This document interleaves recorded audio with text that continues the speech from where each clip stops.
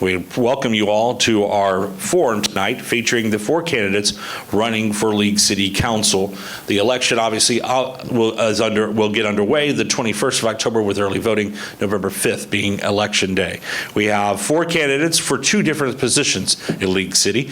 All are voted on at large, so all residents of eligible voters in League City get to vote in this election for these seats. So first up now, as you look from your left to your right now, introducing our candidates tonight. The challenger in the first seat up tonight is Scott Higginbotham. Scott, thank you for being here with us tonight. Thank you. The incumbent in that seat, it is Tom Cruise. Tom, thanks for being here with us tonight. Glad to be. Challenger in position 5 is Joe Italiano. And then the incumbent in position 5 is Justin Hicks, the mayor pro tem for the city as well. Appreciate that, sir. Thank you all for being here tonight. We appreciate it. We are live here at City Council Chambers, but we do have a small crowd that has gathered here, and this is available obviously on I-45 now, free for anyone to watch, and the city has agreed to also re-air this on the city's municipal channel as well as a public service.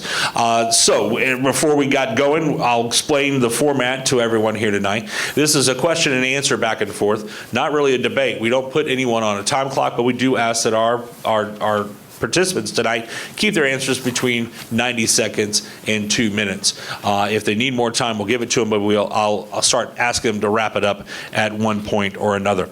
And then as we go throughout the night, we'll rotate through all of the candidates to get to go first on these questions. The candidates are allowed to engage one another as long as that the candidates are 1, respectful to one another, and 2, don't interrupt anybody, and then also allow everyone on the panel to answer the question that was originally proposed. And so those are the general rules of that. At the end, each of the candidates will have a chance to give up to 3 minutes of a closing statement. The only rule we have on that is that they cannot make attacks on their opponents or any other political activists actions that are happening there. They can only talk about their campaign, what they will do if elected or re-elected to office.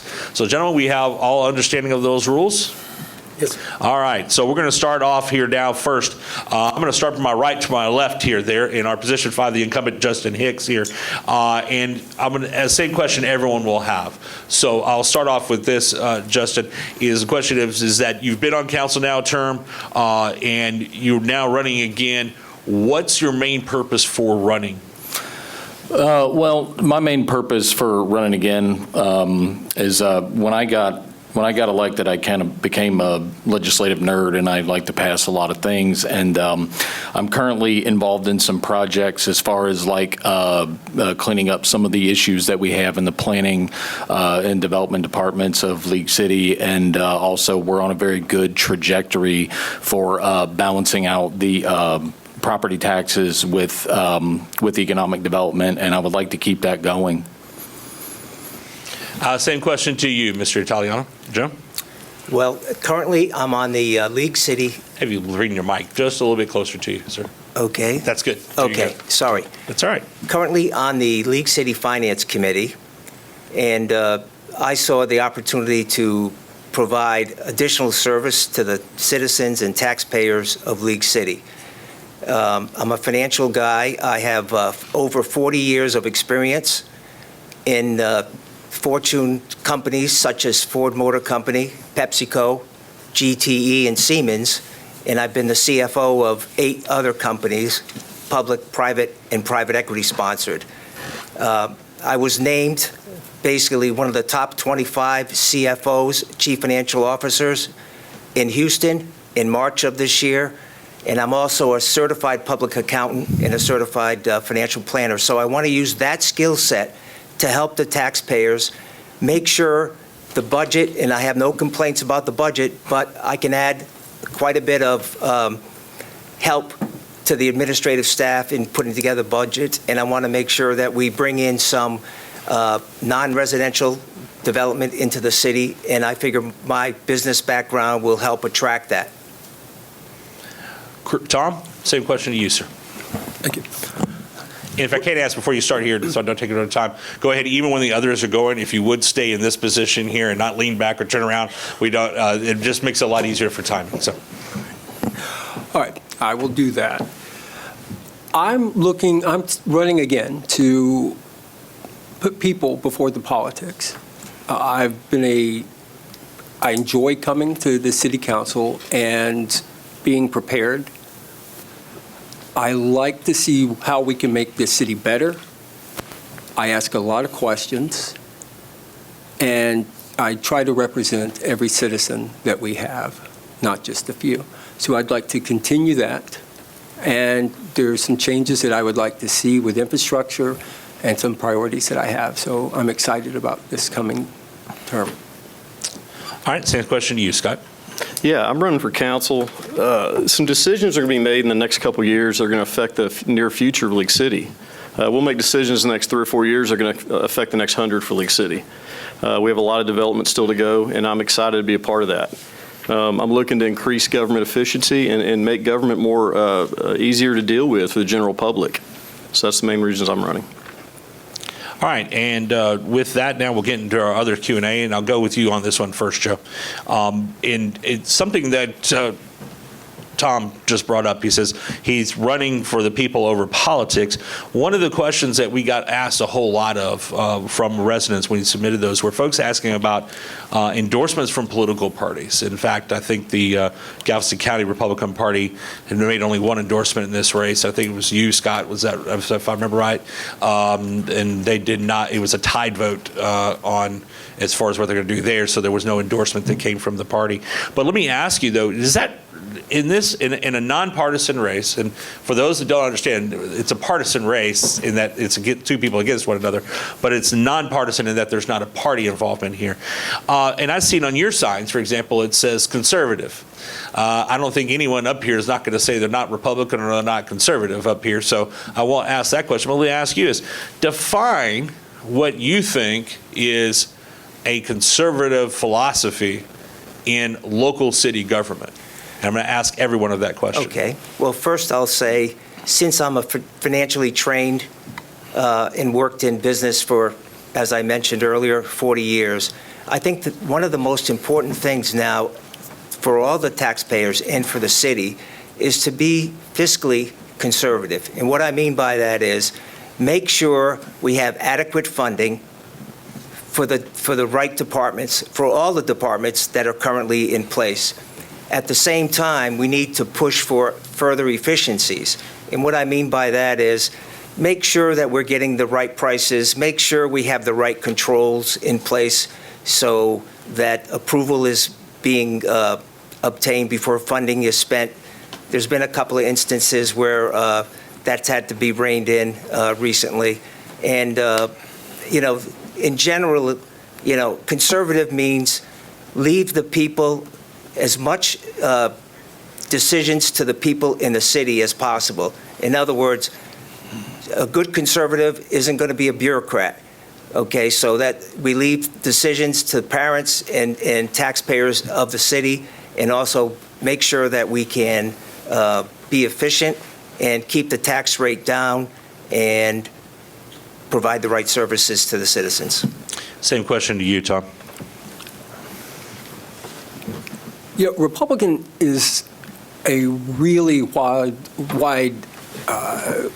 range of people. But when it comes to the city government, I believe that the Republican Party was looking for people who are going to try to keep their taxes low, who are going to provide for good governance, but keeping it small, who are going to look out for the people. I believe that a good Christian foundation is typically around here. And I'm not saying that that's necessary, but that to me is very important. So I think that really the Republicans, while we go quite a way swath, I think if we're really just looking at taking care of the people, lower taxes, and small government, I think we're good. Scott, same question to you, sir. Party identity is already there for the most part in local politics. One of the things I hear is I'm block walking or just out in public talking to people, one of the first questions is, are you Republican? Are you Democrat? People already talk about this. So yeah, local elections are nonpartisan, but I think people like to know who they're voting for. And they want to know that when they put you in that position as an elected official, you're going to stand on your values, you're going to stand on your conservative background, and not bow down to the other side, just out of pressure. So. Let me as a quick follow-up to you on that, though, is that had you sought out the endorsement from the party, or is that something that they came to you about? I sought it out. Sought it out, okay. Justin, same question to you, sir. Yeah, I'm going to go ahead and echo something that Scott said is when you're going through these elections, even though in the nonpartisan school board races included, is the very first question they ask you is, what are you? Identify yourself. So, I mean, I make no shame about it. I get out in front of it every time. I mean, you may as well because you're going to get asked anyways. I do believe in today's polarized world, everything is partisan. I've rarely found an issue right now that's not. And, you know, when what my opponent had said was that, you know, funding the right amount of funds into the right departments. Well, we already do that. I've also heard about, you know, cutting taxes. Well, FYI, we've cut taxes since I got in office below the known revenue rate every single year, while increasing city services. So I do believe that League City is very fiscally conservative. And but I also think when you go back to your question, what does being conservative mean to you? I also think that means being a social conservative. And I believe that was in one of the topics. They do come up. And I know that people are going to say, well, we should stay out of it, but I don't believe that elected officials should bury their heads in the sand.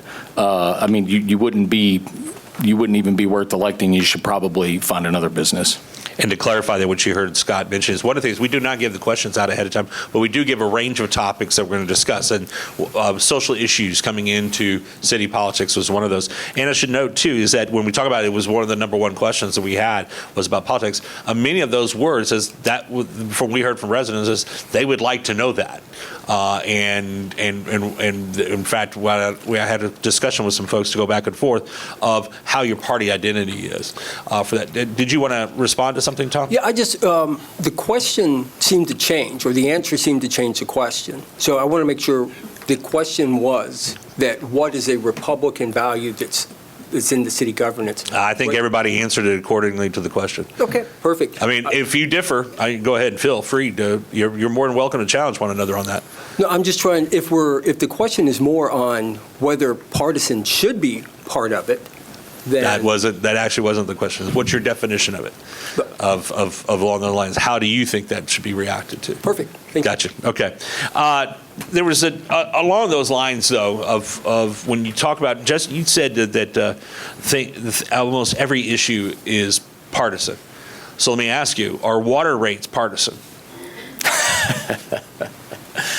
No, you know what? You're right. I said every single issue. I will correct my statement. No, water rates, and they're very high here. No, that is not partisan. Okay. And the reason I get into that is because I'll eat my words on that one. I have no problem. Well, and I'm not wanting to challenge it, but some may say, you know, for whatever reason, yes, that should be how the party thinks or a political thing. Yeah. But it gives into is that there are so many decisions that you can look to that don't fit into that kind of category. That's why I asked that, because whether you support police hirings or fire department hirings, most of the issues that come up here, but some of the bigger issues, and we'll get to those social issues and some of the bigger ones, do have some of those party politics that come into play here.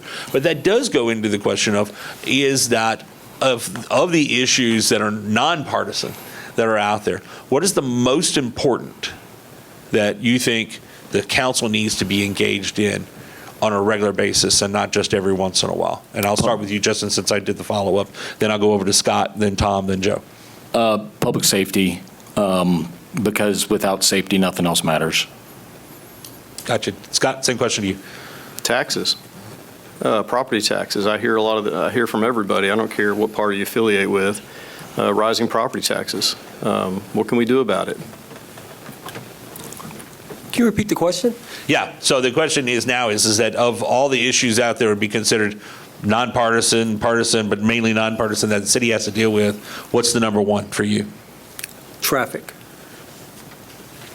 I would say very, very close to what Tom said. I would say development, because you can see the increase in housing starts this year. It's 1,000. Last year it was 850. The year before, it was 380. So you see that, and it becomes a concern. One of the issues that came out in this recent article on the West Side Story, I have to say that we have 40% of our land is still underdeveloped, and that's 4,000 acres.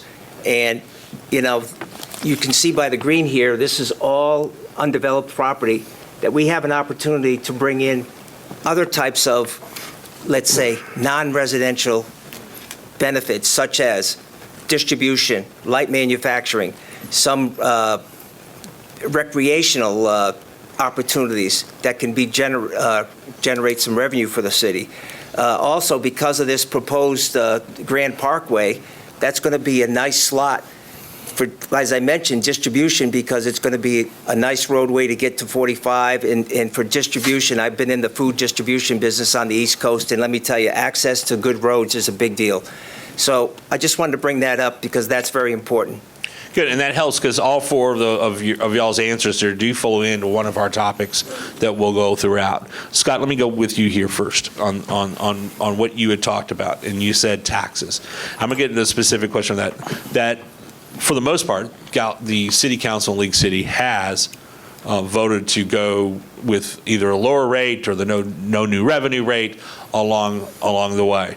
There are going to be times, though, that becomes a very challenging decision to make, and there are going to be folks, and so you can say, and I always point out George Bush, who had said, "No new read my lips, no new taxes," and that's easy to say up here.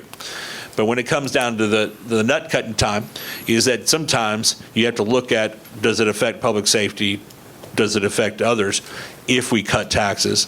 Or do we have to cut what services we have? When the priority comes for you, if elected, what is more important? Cutting the taxes or lowering expenditures? You got to gauge community impact on that. What affects people's bottom line? One of the things I feel I bring to this is I own a company. One of the things I do on a daily basis is set budgets. We look at areas, whether it's through supply chain, contracts. We look at different areas where we can cut the fat, we can move things around, we can shuffle the deck. So I think a priority has to be on people's bottom line. That's what I hear a lot of times. It's getting ever increasingly expensive to live anywhere. Everything is getting more expensive. So whatever we can do to lessen the impact of taxes is where I'm going to go. Tom, same question to you, sir. I think if we just run on, we're just only taxes, we run into a danger, because we've got to make sure that the people are safe. We've got to make sure that the roads are maintained, the sidewalks are fixed. We have a capital improvement fund, which is basically how we go back and we fix potholes and we fix our sidewalks.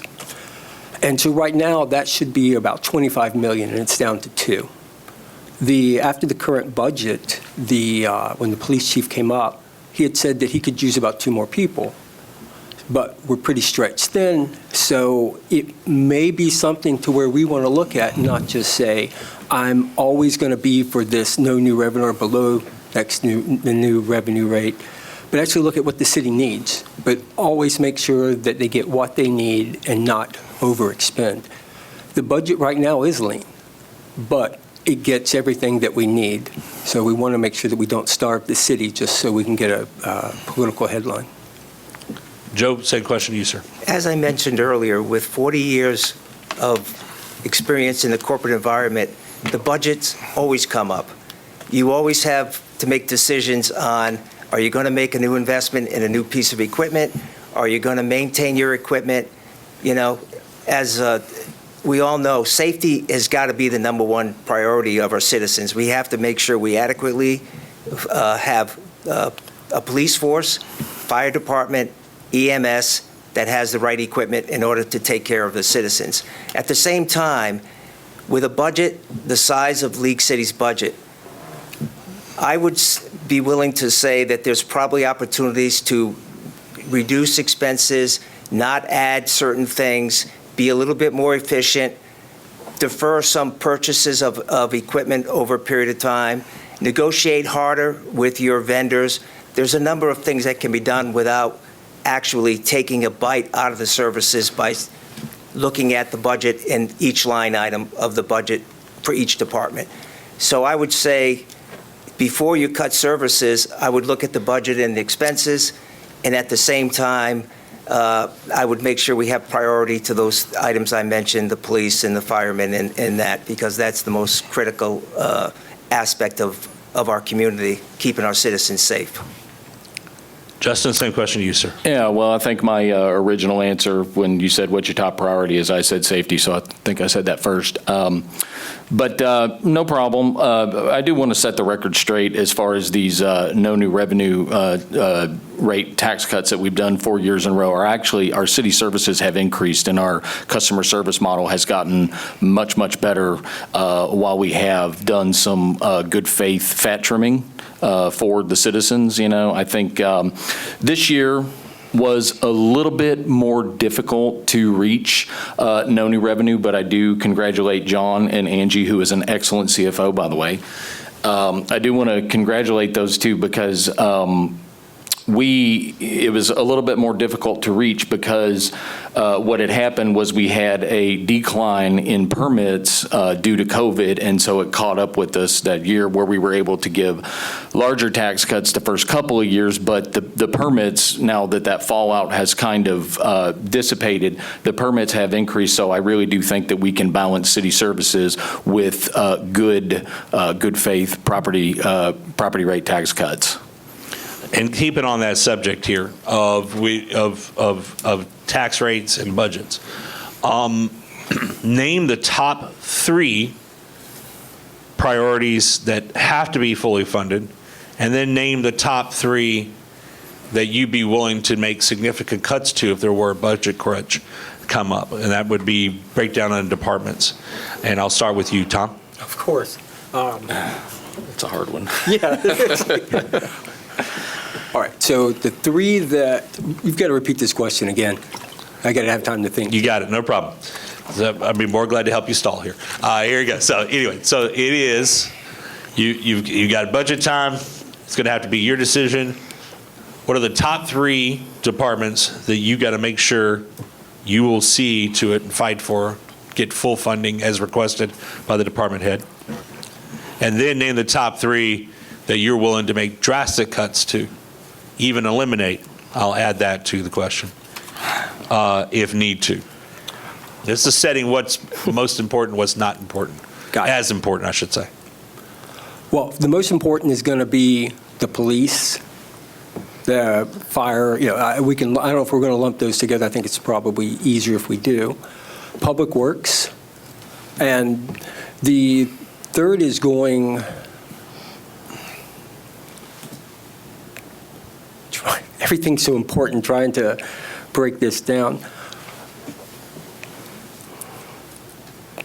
I don't know if I really can give a good answer, and I can't think of any division in the city that I'd want to cut. I'm not copping out. I just cannot think that the city as a whole will function well with getting rid of any of the departments whatsoever. Well, I'm not saying to making significant cuts, or eliminating. That's an option there.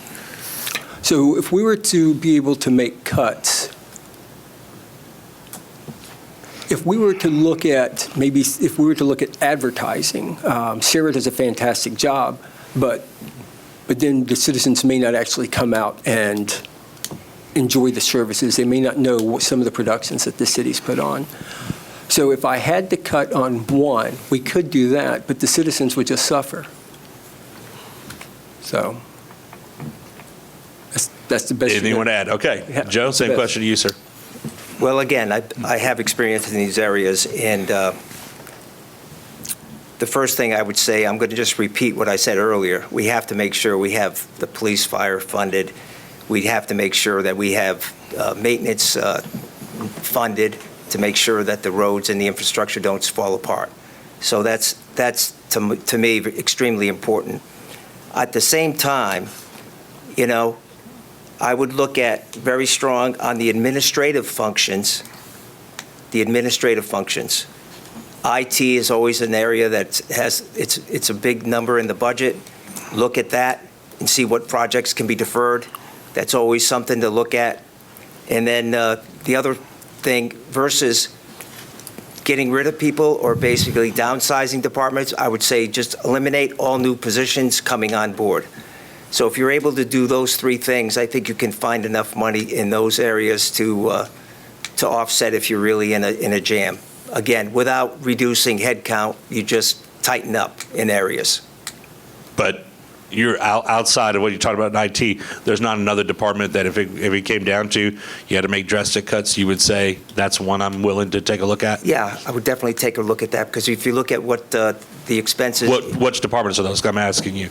That's what I said. IT is one. Administrative would be finance and all those departments that do the administrative work. Maybe it's, instead of adding people in the water department, you do something there. Okay, that's what I mean by Gotcha. Administrative functions. Right, gotcha. Justin, same question to you, sir. All right, so I have no problem, even the staff all knows me, I have no problem calling out departments where I think maybe we could use a little bit of cuts. It's not a full 3, but you say, public safety, infrastructure, and public works, I mean, obviously, you never cut from there.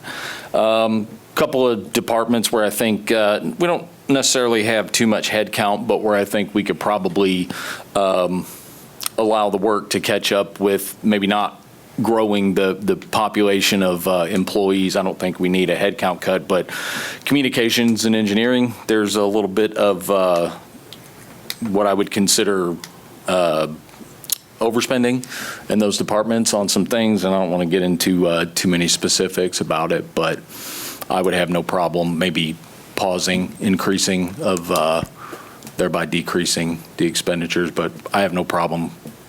So those are picking two of those, departments. marketing and engineering. Not a third? I don't have a third. Yeah.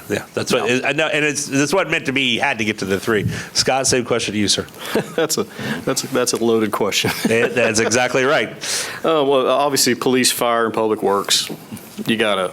That's at the top. That's so important. You can't function as a top level city like we are without those. One of the areas I would look at first would be I'd go to the city manager. I'd go to city staff, and I would say who helps put the budget together, and get their advice on where do we have the areas we can trim a little bit. Again, I go back to that's what we do in business. I would start there. If you, I don't know if you're going to make me pick 3. You're going to Or try. You're going to tick because 3 the people decision, off tonight. the assumption is, I'm glad you brought it up that way. Yeah. The assumption is the city staff's already done what it's going to do. Right. You've got it in front of you.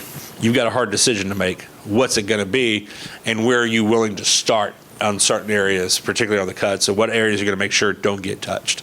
Because you're only one vote, but that's still, what are you going to be fighting for up here on the dais? Yeah.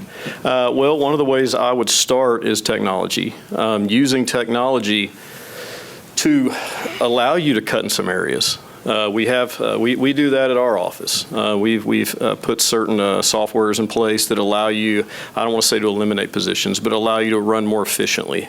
I would say look at technology as a way to not necessarily have to make drastic cuts.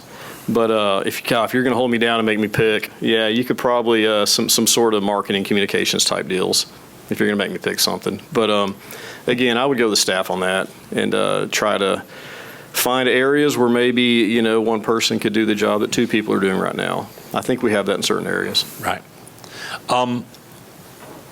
Staying on budgets here, one of the things that the League City prides itself on is having one of the largest volunteer fire departments in the state of Texas.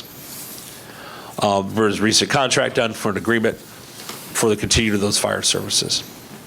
Joe, I'm going to be starting with you on this question. Given, while it is a system that's working well now, but as we see continued growth, Joe, you pointed out the 40% that's not been built out. Do you see a time at which you go from a volunteer fire department to a paid fire department? And if so, would you support that move? Well, it's very interesting that this question comes up tonight, because on Saturday morning, there was a training of the cadets for their family at the firemen's training ground down on Kansas Street. So I was there at 8 o'clock in the morning, and I was talking to the fire people. They are extremely proud of the fact that they're a volunteer fire department. They are extremely proud of that fact. So the first thing I would say is, what do these leaders in the fire department have to say? First, do they need that? What would they like for a structure, et cetera? At the same time, I know they're putting another fire department on the building on the west side of the city where the growth is. And so I asked the question, how are you going to staff that? And they had a very straightforward answer. They're going to take volunteers from close by stations and reassign them to there, and then backfill, because there was a significant amount of cadets at the training on Saturday. So I would say, when the time comes where they're requesting, let's say, a paid position, maybe in each one of the fire departments, I would support that. There's no doubt about it. But I would let that come from the fire people who are living it day to day and are very proud of what they do on a day-to-day basis. If they decide they need additional resources and help, obviously we would look at it very seriously. Justin, same question to you, sir. Yeah, and the Fire Station 7 that he mentioned, actually, I sunset TERS 2, which procured the funding for that. I just wanted to put that on the record. And I want to talk about what a hero is. So a hero is a person that volunteers their time to save property and lives and does it for no money. And then also what makes them double heroes is that they save the taxpaying residents of League City 14 cents per 100 by doing it. And the performance of the volunteer firefighter department is excellent. I would consider they're meeting their metric. There's no red flags. So I would say we need to ride this out as long as we can. I love it. Gotcha. Same question to you, Scott. Yeah, let me a little backstory here. I kind of like bragging on our fire department a little bit. They actually predate the city. A lot of people don't know that. We have our volunteer fire department is ISO 1 certified and is actually the second largest in the state.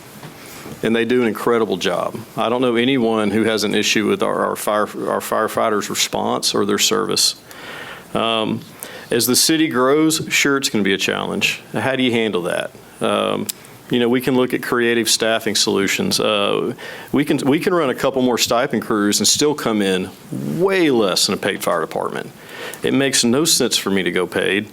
Going paid would actually raise taxes, would raise cost anywhere from $10 to $20 million a year. That's a tax increase for the citizens. I know he'll talk next. My opponent actually advocated to go paid in October of 23. That would raise taxes, which I don't understand. I think we need to continue to grow this department with the city, and I think we can absolutely do that. Tom?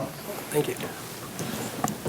And if I could ask again, I know you're just getting comfortable, you're leaning back. It's- Just stay up for here. I don't want to sound like your mom treating you out the whole time, but it does help a lot. Okay. So I didn't know that I was an advocate back in October. I'm not sure where that came from. However, the way the League City is right now, we're still having trouble with the stocking the second stipend crew. And as the city grows out, if we cannot get enough volunteers to fill these slots, then we're going to have to go to at least a part-time paid department. Right now, that's being considered. So as long as we can continue to grow like this, I do think there is a point to where we are going to have to go paid. I would like to delay that as absolutely long as possible, but we do have to make sure that we've got people that can get there quickly, and if it costs some money, but if it saves lives, I think that's good for the city. But we're a long way out from the full paid staff, but we're close to the part-time. The reason I'm asking this question is it came up a lot. really surprised me. And I think it came from two angles. Joe, to kind of dive down into this, because Tom brought up a part about the stipend crews there at 2. That was to augment that. Would you be in favor first of an additional stipend crew and looking at the feasibility of going to a paid department? And I'm going to get around to stipend on everybody here in a second. Is that for me? Yes, sir. Yes. Yes, I would look at that. Anything you want to say more? You, as a third stipend crew, though, it's a two-part question. A third stipend crew? Well, as Be the looking city at- expands, you could see the development on the west side. I think we have to make sure that the taxpayers are safe. Gotcha. I mean, really. So it shouldn't be something that we argue about, because, you know, we have to make, that's our obligation, to make sure that they have the right services, and the fire department can get there at the right time to avoid, you know, further damage to property. Gotcha. Justin? No, it's already been measured and proven that we don't, even at build out, that we likely don't need a third stipend crew. I don't know, maybe in the future. You know, right now, we do have a minor challenge, but actually it's getting much better, is to filling the second one. And we're going to get there. I see the numbers improving all the time. And as the volunteers, I do think that the recruiting rate is good. We're going to get there. But, you know, when you have I think it's an east and west configuration, they've even proven that when they're on one side of town and the stipend crew is filled, that they can get there in a couple of minutes. So adding a third, for now, I don't see it being necessary. Scott, same question to you, sir. Yeah, I don't either. I think we're proving right now that we're doing fine. And as far as fully staffing that second stipend or even adding a third, I think that's where you get creative staffing solutions. You get into, let's look at adding some incentives. Let's look at, you know, adding to some pensions or something to make it more attractive to firefighters to retain and to bring in new firefighters. We get creative on these solutions, not just say, we're getting too big, let's go paid. Gotcha. Let me stay in the public safety realm, since that's been brought up a lot here. League City Police Department has, for the longest time, actually, when compared to like-sized departments across the state, on average, has fewer officers per 1,000 residents than like cities. And when you compare it to the state rate, even significantly lower than that.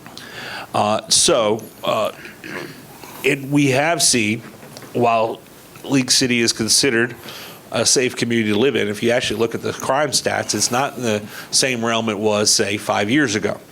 And in recent have had some pretty violent crimes here, while some other crimes have dropped, but the violent crimes have picked up. And in at least 3 of those major incidents have been drug-related as well. And when I say drug-related, this isn't street corner drug-related. This is actual dealing at a large scale. Tom, I'll start with you here. Where should, you mentioned it when you were giving an answer earlier, that Chief Watita had asked for 2 additional officers. That may have been, that request came after he had some consternation about asking for more, but thought that 2 was the better request on that. Where you stand on staffing, as far as making sure the funds are there for the police department in League City to bring it, would you support an initiative to bring it up to at least the standard national level of officers per 1,000 residents? That's a 2-part question, by the way, is that, you know, would you support an increase in the force? And then the other part of it is, would you support then increasing it to where it's at least at the state average, I said national, state average per 1,000 residents? So as it comes to the correct staffing, I'm always going to lean on the experts. In this case, it is staff. It's the police chief. The police chief knows the area. He knows how the schedule. He knows everything that he needs to know. So if the chief comes back and says that, hey, this is the staffing that I have, then I'm going to have to go with him. If he comes back later and says, you know, we need 2 additional people, okay, then we need to make sure that we can fill that need for him as quick as possible. As for bringing up to a national level, I don't think coming up to just a statistic is the right answer. I think we really just have to depend on the person that we pay to be the expert to let us know what's going to happen. So to drill down on that, because I'll ask everyone the same follow-up then, is going to be if Chief Watina came to you today and say, I need 9 new officers by next month, you'd support that? I would support it. I would want to, that's going to be, with our budget as tight as it is, that's going to require some shifting around. So we'd want to make sure that these are needed. But with the headline crimes that have been coming on, that League City has been, it sounds like a scary place if you just stare at Facebook.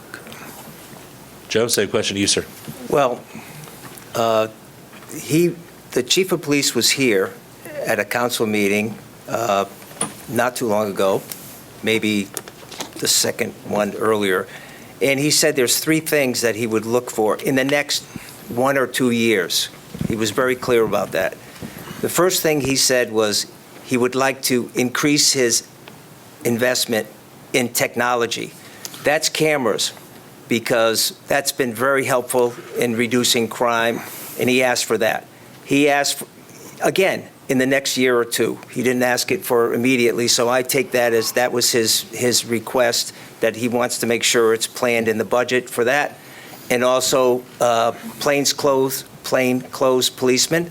He wanted some support there for, he didn't really indicate how many positions he wanted, but he indicated it wasn't going to be a large amount, like the number you meant of 9. And then he wants uniformed policemen, 2 or 3 maybe, but he wasn't clear. But again, if he's planning for the future, which I commend him tremendously for that, in coming up with those 1, 2, 3 priorities, then I think we could, the council could work with him to make sure he has what he needs, and also to work with the central IT department so we can basically make sure we get some economies of scale on those cameras and any kind of infrastructure that's needed, so he has that capability. Justin, same question to you. Yeah, I'll set the record straight on his new hire asking. He asked for 6, we gave him 6 this year around. I don't know where this 2 number comes from. And then also regarding the technology, so people that don't know, the general culture of the League City Police Force is community outreach and intelligence-based policing, and we also hire the best officers. I trust Cliff to give me his input. If he says he needs 9, let's find a way to get him 9, okay? You know, and Cliff makes no bones about it. When we had the problems in the marina on Davis Road, I asked him directly, do you need guys so we can get in that area and monitor? Because obviously we had 3 incidents down there, and that was a little shocking for us. It's kind of out of the norm for League City. So now let's go to the intelligence-based policing model. Very recently, we've made a significant investment in the flock cameras, and we're going to continue to do it. Some of it came from the TERS funds that I had mentioned as well, and it's been extremely effective in picking up basically garbage from Houston and other surrounding areas. So I do believe that for the best of what we have, the police have been kicking tail and taking names. And yes, I will support however many police officers we need based on current events. Scott, same question to you, sir. Yeah, crime's actually down. I'm proud of our police department. The crimes you brought up, one of the interesting things there is I think to think a little outside of the box there, we need to beef up code enforcement a little bit. There were some issues there that were being voiced, I believe, from the neighborhoods that we don't have the sufficient code enforcement agents on staff. We could have headed some of this stuff off before it even started. So I think we need to think differently.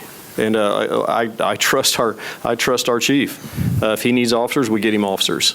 We don't mess around with safety. But I think let's try to work to head some of this stuff off before we just throw police officers at it. I think we can get creative there. You talked about code enforcement coming into play of that. There was particularly where there was a officer-involved shooting down the block from a house in which there was a murder. slash and an aggravated assault case had taken place.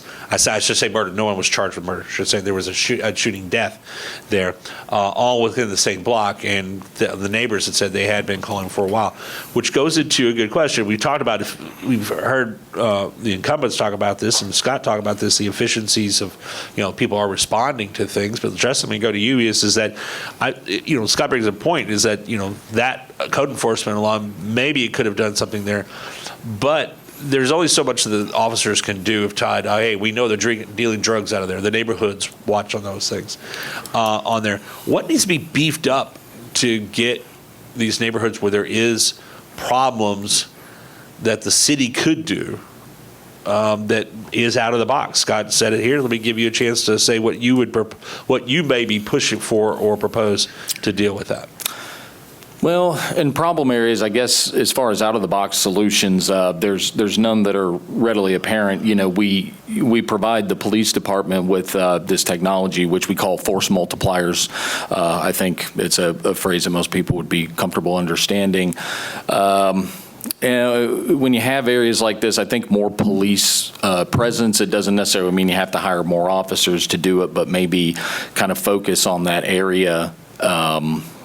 Like I said, I don't think there's really any readily apparent. It would be something that you would have to think about over the course of time. It's, not really something you can come up with in 30 seconds. Yeah. Joe, same question to you. Yeah, I think there's some opportunities with neighborhood people taking things into their own hands. I'm not saying being police, but they can walk around, they can ride in neighborhoods, and they can identify these areas. And as Scott had mentioned, code enforcement, where the buildings are dilapidated and you see a lot of activity that there's a problem there. I think some of these things can be done by citizens if we basically provide the right training to certain people who are volunteering to help. There's some creative opportunities that I think need to be looked at the same time. We provide the resources to the chief of police that he needs, but I think there's other things that can be done. It's being done in large cities, much larger than League City, and with a lot greater crime problem than we have in League City. That's a good reminder. National Night Out is tomorrow night. Yes, sir. For everyone. Tom, same question to you, sir. Code enforcement's always a tricky thing because we also have to keep in mind property rights. So while the code enforcement goes out, they've got a very tough job weighing what is just neighbor's complaint versus what is a real safety issue. So I don't know if I call it a murder house, but for some reason in my mind, that's where it goes.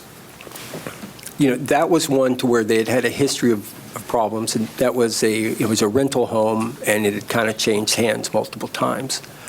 So the rental property itself kind of brings an issue because as you're trading tenants, the issue changes. So it's something that code enforcement needs to make sure that they have the backing, and I believe that they do from the police chief. So we just need to make sure that we're looking at the right things. So while code enforcement is a great increase, it's not the final answer either. Scott, did you want to say something else as well?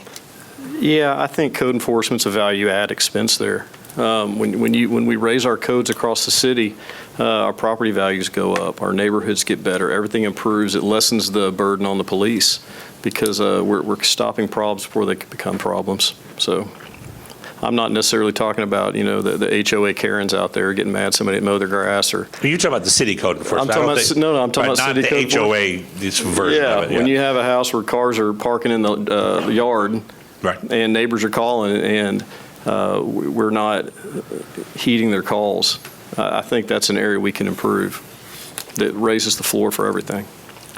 Let me go into an area now that goes away a little bit from the public safety area we've talked about here for the last few minutes, or several minutes, is go into sustainable infrastructure development. I think we've heard that 40% still to be built out in the city. I think I've heard that from every forum I've done for the last 10 years. We still have the same 40%, it sounds like, over and over and over again. At some point, someone's going to take advantage of that, would be hopeful. If elected or re-elected, what would you like to see as form of what you consider to be good economic development for the city of League City? And I'll start with you, Scott, on that question. Yeah, for one, I'd like to pump the brakes on development a little bit. We've grown, in the last, I think, 14 years, we went from around 70,000 to around 125,000. So one of the things I hear from a lot of people is, hey, can we slow development down a little bit? Can we let some of these road construction projects finish? I'm on the Capital Improvement Advisory Committee. So when we do have development come in, let's set impact fees to the max. Let's give no tax breaks. Let's let development pay for itself. That development's going to come. The Grand Parkway is coming through. There's a lot of opportunities there, and that's exciting. But we can also achieve development with high-end housing out there. One thing a lot of people don't realize is we collect sales tax on online purchases to the final address, not the DC. So we can generate a lot of revenue without needing to just add a whole bunch of brick and mortar and warehouses everywhere. We don't need any more empty Amazon warehouses, white boxes like we have on 96. So I personally would like to pump the brakes on development just a little bit. But what does come in, they need to pay their fair share to lessen the burden on the citizen. Tom, same question to you. So the idea of stopping growth it sounds good unless you really want to think about property rights. These people own the land. It's not something that we should force them into just a holding until the city says that it's time to go. They've put a significant investment in, and while development is going very fast, that's the reason we have the city planners. That's the reason we have strict rules on how this goes. Now, if we're trying to bring in the commercial aspect of it, the commercial piece is going to be somewhat complicated because we're stuck inside of a bunch of homes. And as nobody's going to want a huge commercial center inside of these houses. And if we were to look at who owns all that 40%, the vast majority of it are people that will have plans to build homes there. Even the area along the Grand Parkway right now isn't currently zoned the right way for us to be able to get into that grand commercial. So we need to be able to be free enough to be able to use the property rights. And as for the development fees being charged as high as they can, it's still just another type of tax. And so I don't believe that we should restrict property rights or push taxes like this. Joe, same question to you, sir. Well, when you really look at it, I feel as if we can do some things to slow down the rate of growth in residential, even though we have property rights of the owners. I think it's the way that's managed. And I think going from 850 to 1,000 new residents, in 1 year, it's grown for the past 3 years, that's just, something that affects neighborhoods, traffic, and a lot of other things that cause some problems with all that residential development. So I think that can be slowed down a little bit with the developer, and you say, okay, you want to do this, you have to do it over a period of time, and rather than having all this mass construction in one area at one point, at one period of time. I also think that besides the warehousing, I was, like I said, Scott, I was in the food distribution. Food distribution, you need refrigerated warehouses, you need freezers.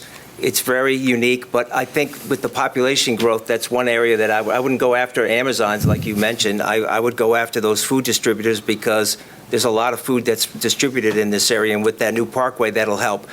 At the other side of it, we need some light manufacturing. That means assembly-type operations. There's, we have the bay and all the material that's coming into the harbor. I think that there's some opportunity there to work with that so we could do some further distribution type work and light assembly.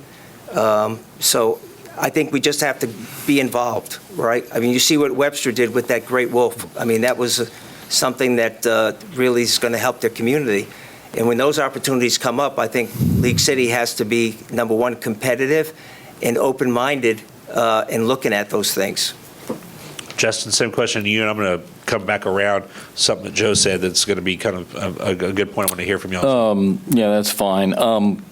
I thought the original question was about sustainable infrastructure, Right. but somehow It we is, got but into everyone got into, hey. we got into economic development. Well, no, as a- it is about sustainable infrastructure Well, we'll for just- yeah. economic development. I'll just wing it Yeah, here. okay.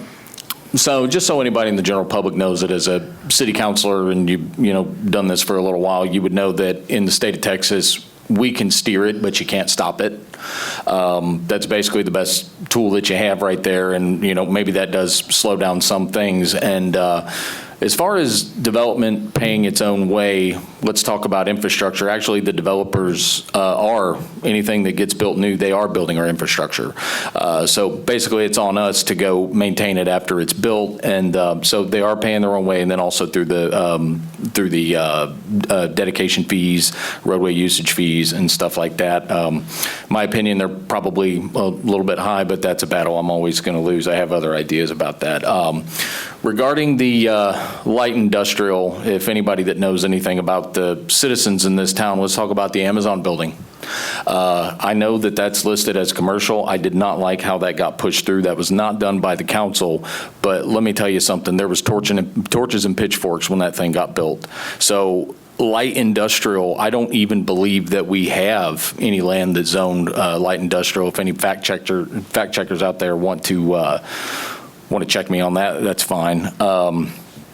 But light industrial is not going to work here. I think as far as the economic development piece, when the Grand Parkway comes in, we're going to have some opportunities.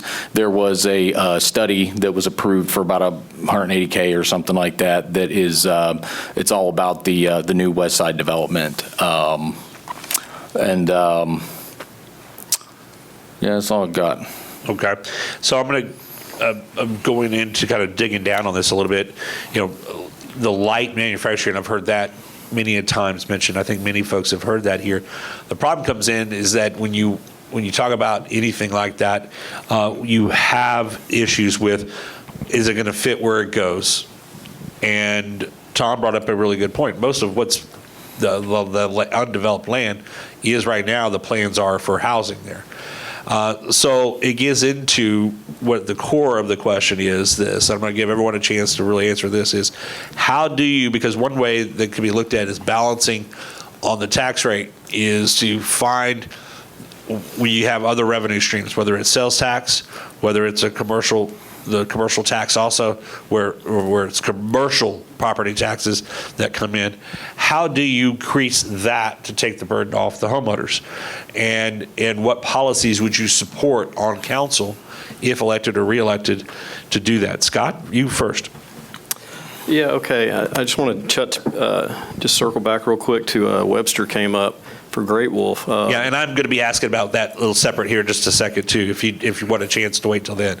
Okay. Because there's a dynamic there. It's a little different than League City has. That's why. Yeah. Go with that. Yeah. So. Well, League City is, I think, kind of uniquely positioned. We're right next to a massive metropolitan area. We don't necessarily need a bunch of manufacturing in our city to create jobs or sustain anything. Again, I think one of the things we work on planning and zoning is, what are we going to do for the future here? What are we going to do with this land? I think we can achieve that quality of life and raise everything with some high-end housing, not necessarily a bunch of warehouses. We're going to have some of that on the Grand Parkway as that area gets developed. That's also going to link us all the way to 146 and the Ship Channel. So our economic development alone with that road coming through is going to help everything. But yeah, I want to get back to Webster in a minute. Yeah, but I have an actual specific question about Good. that. All right, thanks. It's dynamic. Also on Grand Parkway. Tom, same question to you. Repeat it, please. The question this time is that how do you, what policies would you support if reelected in your case, that would encourage a development that helps bring up that balance where the development that does happen lessens the property tax burden on the current residents by whether it's something that would increase sales taxes or commercial property taxes. Light manufacturing has been brought up a lot of times. Some type of manufacturing has been brought up a lot. Those type of things to balance out that tax burden. Well, we really right now are really short on bringing in this commercial growth. It's not that we haven't been trying. Scott Livingston does a fantastic job, but we have to make sure that we have to overcome that not in my backyard that the citizens are going to want. And so we're never going to get to that diversification just by doing small strip malls and nail stores. Restaurants can be a piece, but looking at things to where we have there's been talks about building a convention center or bringing in some kind of minor sports. That's the things that are game changers, and if we can see those go through. But right now, we're going to have to actually do more than just these small little strip malls. Not that there's anything wrong with them, but if we're going to really make a difference, then we're going to have to get bigger in our thinking. Otherwise, we'll just be a bedroom community. Joe, same question to you, sir. Well, I think there's a little bit of a misunderstanding when I say light manufacturing or light industrial. Doesn't necessarily mean you have to have something that's going to, be using toxic materials or anything like that. There's things such as repair shops, fixing things. Strip malls probably are not the most attractive thing because you end up having, businesses that come up and then they go down and then sometimes they're empty spots. So then, you're really putting it on the property owner for the taxes. Possibly look at, you mentioned one thing about increasing the sales tax. That's done in other states for certain items. That becomes taxable items that the city can generate some revenue on. That can be looked at. Of course, it's, you have to be careful because you don't want to discourage certain things. But, there's a number of things that can be looked at. Justice, same question to you about that balancing. All right, yeah, I want to maybe correct something from right next to me here. We're actually already maxed out on the tax rate. That was done due to the 2019 bond project. So that's not a super relevant statement. But anyways, you want to talk about setting policies that will balance out the tax rate with economic development. So there is something, I can't coin the phrase, called Vision Zero, but I'm on board with, right? Vision Zero is, I don't think we'll ever get there. That's a 0% property tax rate. I don't think we'll ever get there, but I think if we strive for that goal, we can. And I don't know if anybody from the general public knows, but League City, and I love us to death, but we have one of the worst reputations for new builds in here. It's just too hard. It's just too hard. I mean, the fees are high, but most of the development community that I have talked to is that they're willing to accept the fees, but we have to fix our customer service model. So I started that initiative on January 1st. There's an email to prove it to John Bumgarner that we need to start this committee with the development community and figure out what we're doing in planning departments, right? So, so for someone that's trying to build a commercial business here that's going to generate us tax revenue, time is money to these people. And when there's significant delays in permits, these people are losing money, they get frustrated, they walk away. And as we have the Grand Parkway coming and building here, we need to be a more friendly environment. I'm not saying give up the house. I'm not saying that. But if you'll notice on the last couple of last couple of agendas, we've had a lot of UDC changes, and there was a workshop that was done that was presented due to the work of the committee that is trying to change the culture from the old to the new. Is that, I pulled a KPI and I asked, well, what's our first time success rate with permitting? And it was about what I expected. It was not good. And so what we're trying to do is strive for like maybe a 90% first time success rate, because with planning, you don't get 2 bites at the apple. And that gets very frustrating to developers, and we're never going to be successful with the commercial properties when the Grand Parkway comes in, unless if we finish this initiative, and that's kind of part of something I'm involved in right now. Gotcha. Okay. So now let me, we had mentioned it since Scott wanted to talk about it too. I was already going to have this on there because almost always when Webster makes a grand announcement about something they're about to do up there, we hear down here, why not us? Why not us in League City? And this time I'm going to start with you, Joe, then to Tom, then to you, Scott, then to you, Justin, on this is that, of course, obviously, just to explain to folks, Webster's dynamic is a lot different from League City's. It's actually a flip on, it's got way more sales tax than it does on property taxes when it's all said and done. And in fact, it went by that model you talked about, the zero property tax model. And it's also offering huge incentives in fact, if you look at its flyway, that's all city-owned property now that they had gotten a hold of through a partnership before that failed. And they went through with it now, developing it, and it's starting to grow up. Where do you see coming in? Because that goes into kind of a two-part question. As I said, I was going to start with you on this one, Joe, is that we saw the city put a huge investment in where Big League Dreams is and Pinnacle Park is at one point. And to the point now, you'll have what was supposed to be drawing huge numbers of people here at Big League Dreams, for example, has gone through 2 different private groups who have not been able to make it successful. The city is running it now. Where do you think the city does step in to say, we're going to make this project work? And where should it stay out? Because while we have examples of what's worked, we have plenty of examples of what hasn't worked as well in this region. And I'll go with you, Joe. Well, one thing, there was a planning meeting a couple of weeks ago, and the planning committee was making a recommendation on what type of rates they were going to use for incoming projects. And it was pretty clear that the planning committee said that they saw the loss of opportunities because the rate was higher than what it needed to be. So they made the decision to keep the rate flat in the current, and they were going to make that recommendation to City Council. So I think I would basically, the planning committee has tremendous amount of experience on that committee. I witnessed it firsthand, and they have their own ideas that can be workable, right, to bring in the right opportunities for the city. So that's really what I would go with first. Go with what the planning committee recommendations are, and follow that through and give them the right support that they need. Tom, same question.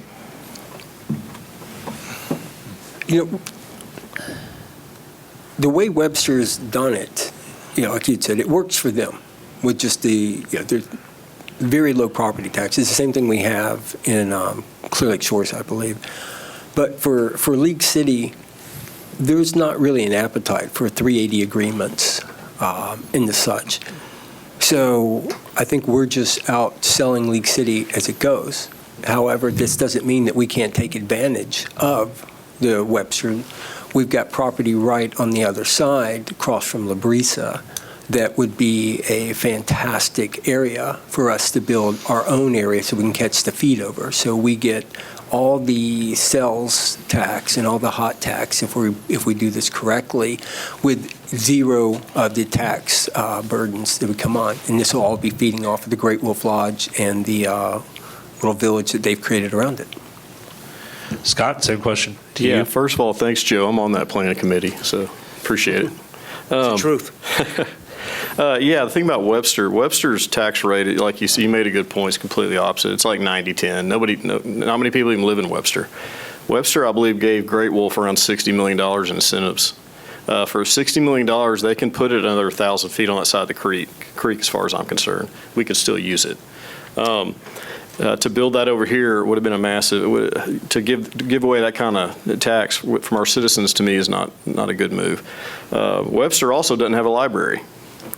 So you got to see where a city's kind of catering to certain things. But again, back to thinking in the future a little bit, kind of back to where I started, I heard it brought up, make government easier to deal with. That's one of the things I said at the beginning, talking about getting permits. I hear all the time, I've experienced it, it's pulling teeth to get a permit. So I think we can work to make that easier, make it more approachable, so people want to come in here and build things and get tired of getting denied. Again, thinking future as far as generating revenue. Back to the point I made about we have to think things are evolving a little bit as far as online sales. We're collecting those sales tax at the final address, not just from the DC. So there are different ways we could generate this revenue without just having to, I'll never vote for tax incentives to get anything built here. I think the new development needs to pay its fair share and come in, but. Gotcha. Justin? It's hard to go last on this one. It's already been said. You can repeat it if you like. Yeah, I'll echo some of what Scott said. Yeah, they wanted about $50 or $60 million, and League City just wasn't prepared to give up that much of the house for it. I am not against 380 agreements or abatements as long as they make sense. There was one that I voted for that was actually kind of helped work along the deal that was supposed to be, I think as Tom was discussing, it was the Riverbend project, going to be a lot of amenities, some hotel space and whatever, which would have benefited us. Unfortunately, it's probably not now because we're not going to have people staying in the hotels and spending money to go to the Great Wolf Lodge, right? I think the guy passed away, and the deal just went south. But yeah, I mean, at the end of the day, I'm not against the 380 agreements. I've voted for some. Yeah, we've had some in League City that have not went well. Pinnacle is one of them, 100%. The Kroger one on the west side, that one went good. That's what I'm talking about. That one was a good one. That was a good one, There's examples of where 380 agreements or those type of partnerships have worked. Right. There's plenty that show that they haven't worked. Yeah, yes, sir. And I think that, is my time up? No. Okay. I'm pretty sure the way that deal was structured, that Webster's not going to see a dime of that for a long time.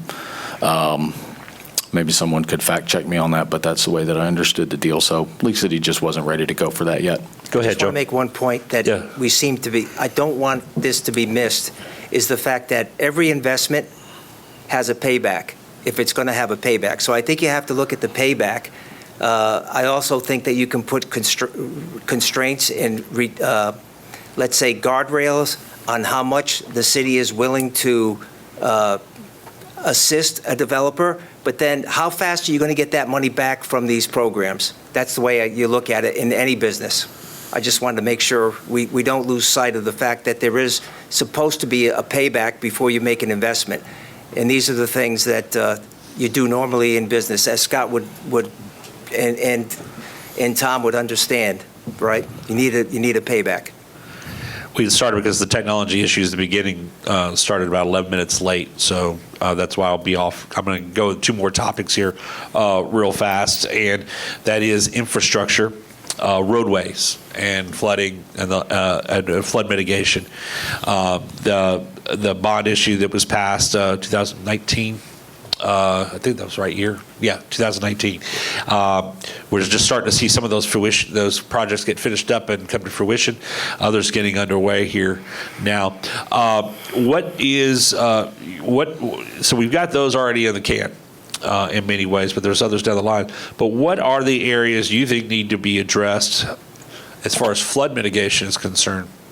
And what proposals would you have to address those if elected or reelected? And I'll start with you on this one, Joe. Well, I think the first thing that has to happen is we have to make sure that these developments have adequate capability and capacity to withstand very high levels of water in the drainage plants. So the first thing, and I think the planning board is doing a good job with that, but we have to, because of the way the weather patterns are and the way things are happening. You saw what happened with this hurricane that they had out in recently last weekend. The tremendous amount of water that was destroying people's homes, and it just didn't have a place to go.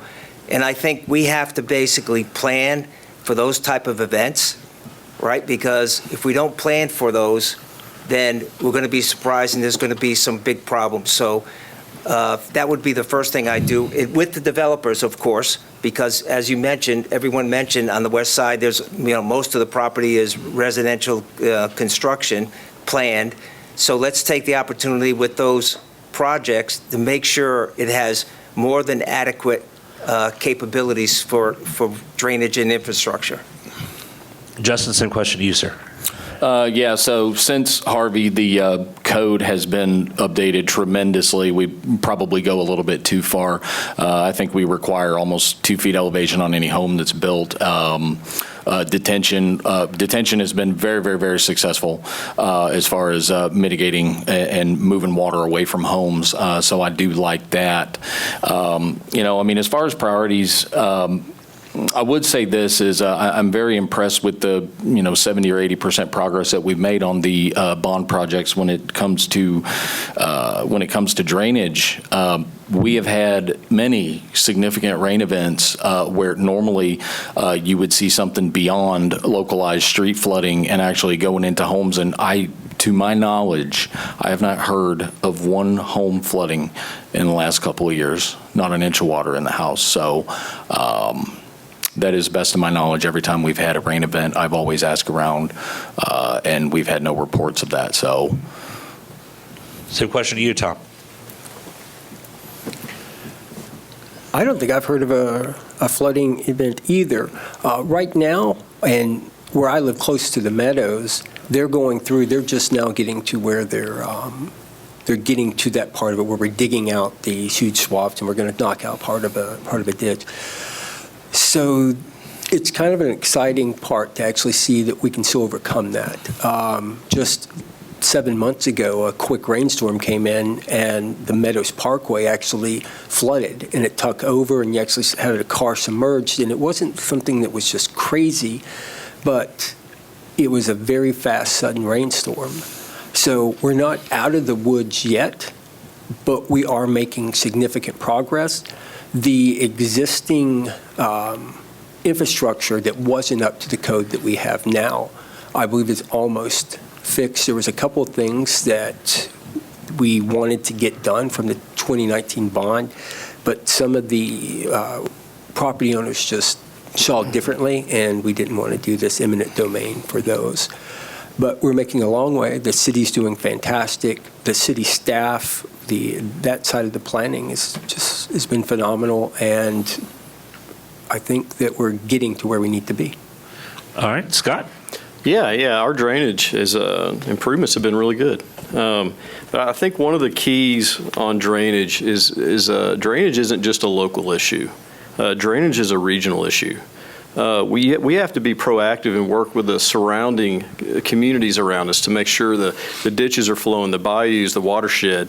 We need to be proactive on that. Also, my time on P&Z has me well versed now in detention. We have to make sure when these developments come in that proper detention is in place and that we're holding these developers to the fire to make sure that they're completing what they say they're completing. But again, I think we're doing good. I think a proactive approach, though, is to not let up on that and make sure we just stay that course. Thank you all. All right, now comes to my last question before we get y'all's close.